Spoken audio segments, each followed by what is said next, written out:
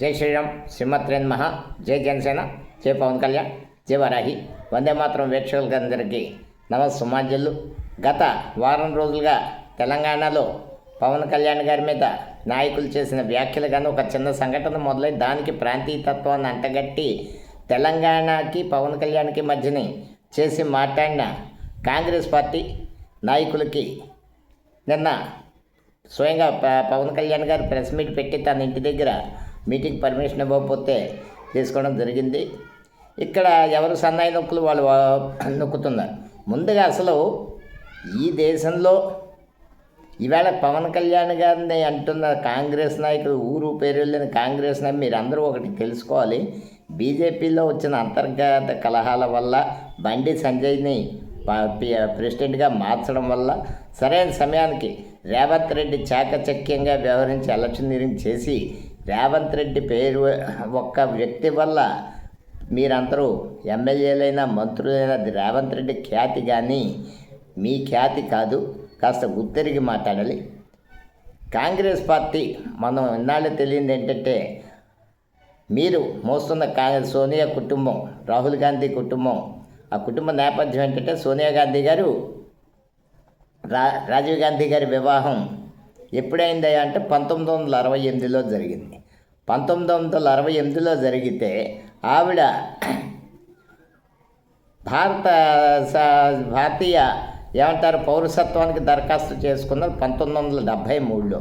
1973లో apply చేసుకుంటే legal process అన్నీ పూర్తి. ఆవిడకి సిటిజన్షిప్ ఎప్పుడు వచ్చిందంటే 1983లో. అంటే ఈలోపు 1980లోనే ఆవిడ ఓటర్ లిస్టులో నమోదైంది ఆవిడ పేరు. ఇదే పని ఇంకొక లెవెల్ అన్నా చేసుంటే ఇప్పుడంటే అప్పట్లో సోషల్ మీడియా కానీ యువత ఇంత యాక్టివ్గా లేకపోవడం వల్ల ఇవన్నీ తప్పులు కప్పిపుచ్చుకున్నారు. ఈరోజు జరిగి ఉంటే చీల్చి చెండాడేసేవారు ఇంకొక లెవెల్ అని అయితే. కాబట్టి నైతికంగా ఇంకా బోఫోర్స్ కుంభకోణంలో ఒటావా కొత్రాచి మెయిన్ నిందితుడు. ఆ కుటుంబంతో ఒటావా కొత్రాచి కుటుంబానికి సోనియా గాంధీ ఇటలీ కుటుంబానికి చాలా సన్నిహిత సంబంధాలు ఉన్న విషయం చాలా వాస్తవం. అది ఇన్ని తప్పులు మీవే పెట్టుకొని ఈ దేశంలో పుట్టి ఆంధ్రాలో పుట్టి తెలంగాణలో అప్పుడు ఆంధ్ర తెలంగాణ కలిసే ఉన్నాయి. అది వృత్తిరీత్యా సినిమా నటుడిగా తెలంగాణలో సెటిల్ అయ్యి తెలంగాణలో అన్ని ప్రాంతాలకి తిరిగి ఇక్కడ ఆంధ్రాలో పార్టీ పెట్టి ఆంధ్రాలో పోటీ చేసి తెలంగాణకి రావాలనుకోవడం పవన్ కళ్యాణ్ గారు తప్ప. మీరు దేశం అంతా మీ పార్టీ దేశం అంతా పోటీ చేయొచ్చా? రాహుల్ గాంధీ, ప్రియాంక గాంధీ వయల్నాడు కేరళలో పోటీ చేయొచ్చా? మెదక్ నుండి ఇందిరాగాంధీ గారు పోటీ చేయొచ్చా? పవన్ కళ్యాణ్ గారు తెలంగాణ రాకూడదా? అది మీ హ్రస్వదృష్టి. ఇంకా బీఆర్ఎస్ ఇవాళ కేటీఆర్ గారు మాట్లాడుతున్నారు చాలా సుదీర్ఘంగా. పవన్ కళ్యాణ్ నా ఇంటికి వస్తే బిర్యానీ పెడతాం, మరి ఆయనకి లేదు, మరి నువ్వు పెట్టాలి, మా కర్మ అలా కాలిపోయింది ప్రతి ఒక్కటి మాట. కాకపోతే ఇక్కడ తెలంగాణలో ఆయన రాజకీయం అవసరం లేదు, మరి ఆంధ్రాలో మీ బీఆర్ఎస్ అవసరం ఉందా? ఏ మనిషి అన్నా ఏ పార్టీ అన్నా ఎక్కడి నుంచైనా పోటీ చేయొచ్చు. ఈ ప్రజల మధ్య లేని ప్రాంతీయ ద్వేషాలు కులతత్వాలు రెచ్చగొట్టి ఇంకా తెలంగాణ అదృష్టం అంటే ఆంధ్రాలో ఉన్న కులతత్వం తెలంగాణలో ఆ దరిద్రం లేదు. అక్కడ ప్రజలు ఒక ఉద్యమకారులుగానే ఆలోచిస్తారు, తమ ప్రాంత అభివృద్ధిగా ఆలోచిస్తారు, తమ కుటుంబ అభివృద్ధిగా ఆలోచిస్తారు, సంఘటన రాష్ట్రం గురించి ఆలోచిస్తారు, జాతీయత గురించి ఆలోచిస్తారు. వాళ్ళ మధ్య లేని వైషమ్యాలు పెట్టి ఆంధ్రోళ్ళు మీకు అధికారం ఉంటే ఆంధ్రాలు గుర్తురారు, అధికారం పోతే మళ్ళీ విభజన రాజకీయాలు ఇటువంటివి మనకోండి. ఒక లాంగ్ టర్మ్ ఇది అవ్వాలి. ఏ మనిషి అయినా చదువుకున్న మనిషి ఉద్యోగానికి వెళ్ళాలంటే, ఉన్నత స్థాయి ఉద్యోగానికి వెళ్ళాలంటే ఇతర ప్రాంతాలకు వెళ్ళాలి. బతుకు తెరువు కోసం వెళ్ళాలి. మన ఉన్న ఊళ్ళోనే కుదరదు. ఆంధ్రాలో తెలంగాణ వాళ్ళు ఎంతోమంది ఉన్నారు. అన్ని రాష్ట్రాల వాళ్ళు, ఒక హైదరాబాద్ కానీ, ఒక విశాఖపట్నం కానీ, ఓ ముంబై కానీ, ఓ మినీ భారతదేశాన్ని ప్రతిబింబిస్తుంది. బెంగళూరు, ఇంకా అనేక రాష్ట్రాలు. అక్కడ భారతదేశంలో అన్ని రాష్ట్రాల వాళ్ళు ఉంటారు. మనం కులం అన్నది మన గడపలను మన ఇంట్లో పాటించే ఆచార వ్యవహారాల కోసం కులం. బయటకు వచ్చాక అందరూ ఇది సమర్థిస్తే జనాలకు అవసరం ఉందో లేదో, తెలంగాణలో అవసరం ఉందో లేదో ఏ రాజకీయ పార్టీగా నిర్ణయించేది తెలంగాణ కదా, ఎక్కడైనా నిర్ణయించేది ప్రజలు నిర్ణయిస్తారు.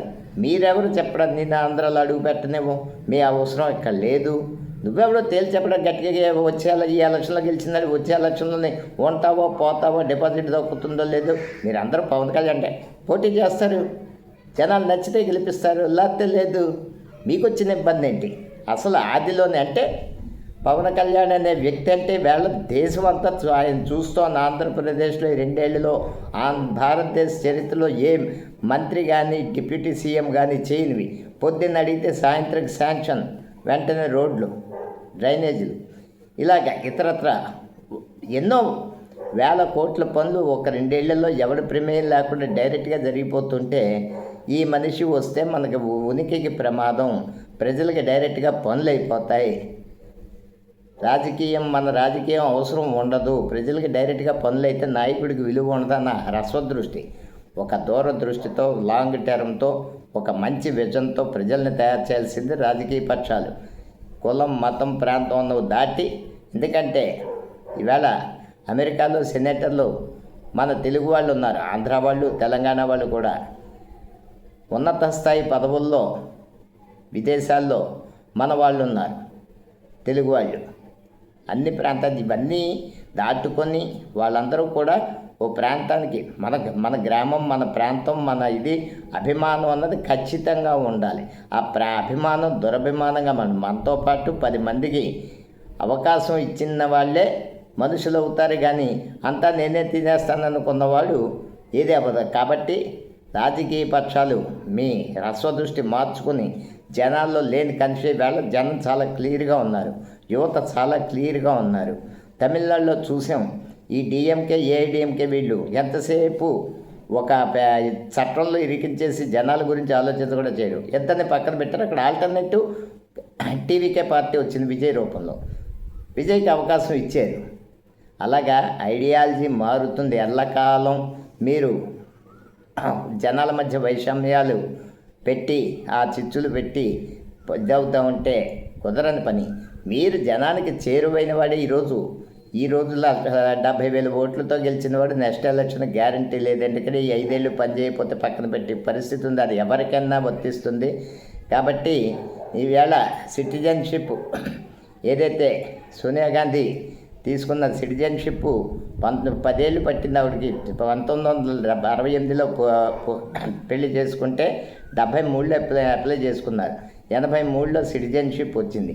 80లో భారత పౌరసత్వం రాకుండా భారతదేశ ఓటర్ లిస్టులో ఆవిడ పేరు చేర్చారంటే అంత ఘనకార్యం కాంగ్రెస్ పార్టీ. వాళ్ళు ఎంత తక్కువ మాట్లాడితే అంత గౌరవం, ఉరికించి కొడతాం, నిన్ను అడుగు పెట్టనేమో అంటే పడి రోజులు లేవు. ఈవేళ భారతదేశంలో ఎవరైనా ఎక్కడికైనా వెళ్ళొచ్చు.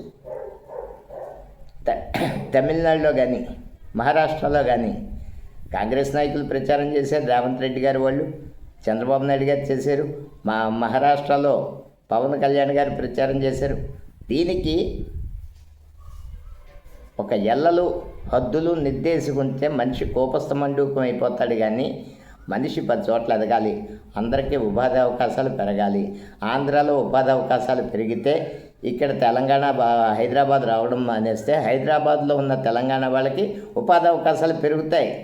అది అర్థం చేసుకోవాలి. కానీ అందరూ పరస్పరం ప్రతి చోట అభివృద్ధి జరిగితే అన్ని రాష్ట్రాల్లోనూ ఏ రాష్ట్రంలో వాళ్ళు ఆ రాష్ట్రంలో ఉపాధి అవకాశాలు పెరుగుతాయన్న దూరదృష్టితో ఉండాలి, లాంగ్ విజన్ ఉండాలి, మనుషులకి యువతకు ఉండాలి. వాళ్ళకి చెప్పాల్సింది రాజకీయ పక్షాలు. మీ ఎలక్షన్ల కోసం, మీ ఇది కోసం అడ్డగోలు వైషమ్యాలు సృష్టించి వాళ్ళని ఆపుతాం, వీళ్ళని ఆపుతాం అంటే జనసేన పార్టీ ఆగే పరిస్థితి లేదు. అనవసరపు అవాకులు చవకులు మానకుండా చేసుకొని ఈ అవకాశం వచ్చిన 5 ఏళ్ళు ప్రజలకు పనిచేసుకోండి. ఇక్కడ జనసేన పార్టీ అంతే 5 ఏళ్ళు పనిచేస్తే మళ్ళీ అవకాశం ఇస్తారు, లేకపోతే పక్కన పెడతారు. ఎవరికైనా కాలం, ఎవరికైనా సమాధానం చెప్తున్న అనవసరపు మాటలు మాట్లాడి ఒక మనిషిని ఎదుర్కొందామంటే ఆ మనిషి కాదు, అతను ఒక వ్యవస్థ.